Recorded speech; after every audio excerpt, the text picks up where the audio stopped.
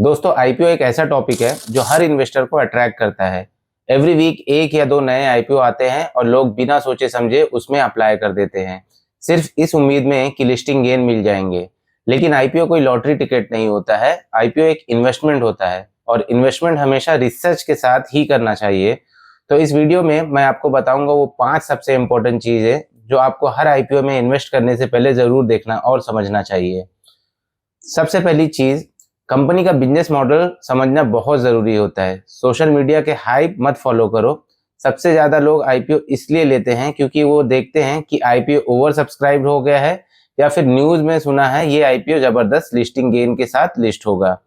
लेकिन आपको सबसे पहले कंपनी का बिजनेस समझना चाहिए, कंपनी का प्रोडक्ट सर्विसेज को समझना चाहिए और वो प्रोडक्ट फ्यूचर्स में डिमांड में रहेंगे या नहीं रहेंगे, इन बातों का आपको ख्याल रखना चाहिए। और सबसे इम्पोर्टेंट, क्या बिजनेस को सिंपल लैंग्वेज में आप एक्सप्लेन कर सकते हो? अगर आप बिजनेस को समझ नहीं पा रहे हो और तो अपने पैसों को इन्वेस्ट मत करो। स्ट्रॉन्ग बिजनेस मॉडल का मतलब होता है clear revenue, growing customer base और लॉन्ग टर्म डिमांड।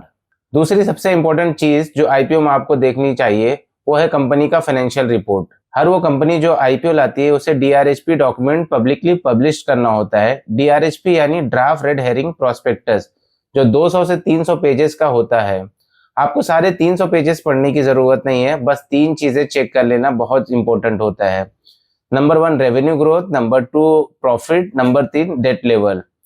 पिछले 3-5 सालों में कंपनी का ग्रोथ कैसा रहा है, कैसा प्रॉफिट कर रही है कंपनी, और प्रॉफिट डाउन जा रहे हैं लेकिन कंपनी आईपीओ ला रही है, तो एक ये वार्निंग साइन हो सकती है। डेट भी चेक करना बहुत जरूरी होता है। ज्यादा डेट का मतलब होता है कि कंपनी ऑपरेशनल प्रेशर में हो सकती है।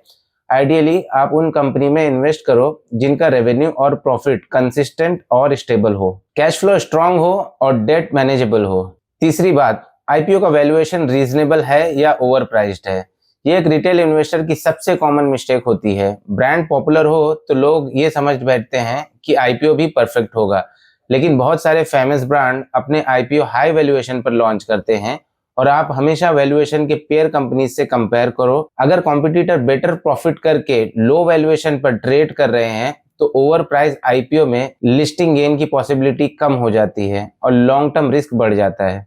तो हमेशा वैल्यूएशन जरूर चेक करो। Price to earning ratio between 30 to 50 एक रीजनेबल होता है। अगर कंपनी का ग्रोथ डिसेंट और कंसिस्टेंट हो और कंपनी कोई एक्स्ट्रा ऑर्डिनरी ग्रोथ कर रही हो तो ये 60 से 80 तक भी रीजनेबल ही माना जाता है। चौथी बात, आईपीओ का पैसा कहाँ इस्तेमाल होगा, ये समझना बहुत जरूरी होता है।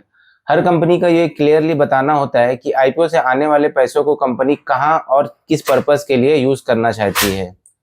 अगर वो पैसे लोन रिपेमेंट में यूज होना है तो इसका मतलब है कंपनी बैलेंस शीट क्लियर कर रही है। अगर पैसे प्रोमोटर के शेयर्स बायबैक में जा रहे हैं तो इसका मतलब प्रोमोटर अपना स्टेक सेल कर रहे हैं, जो एक नेगेटिव साइन हो सकता है। लेकिन अगर वो पैसे business expansion, new plant, factory या न्यू एक्विजिशन के लिए यूज हो रहे हैं तो वो एक स्ट्रॉन्ग साइन होता है कि कंपनी फोकस ग्रोथ पर कर रही है। और हमेशा उन्हीं आईपीओ में इन्वेस्ट करो जहां पैसा ग्रोथ के लिए यूज हो रहा हो। पांचवी बात, अपना रिस्क, पर्पस और आईपीओ के रिस्क जरूर इवैल्यूएट करो।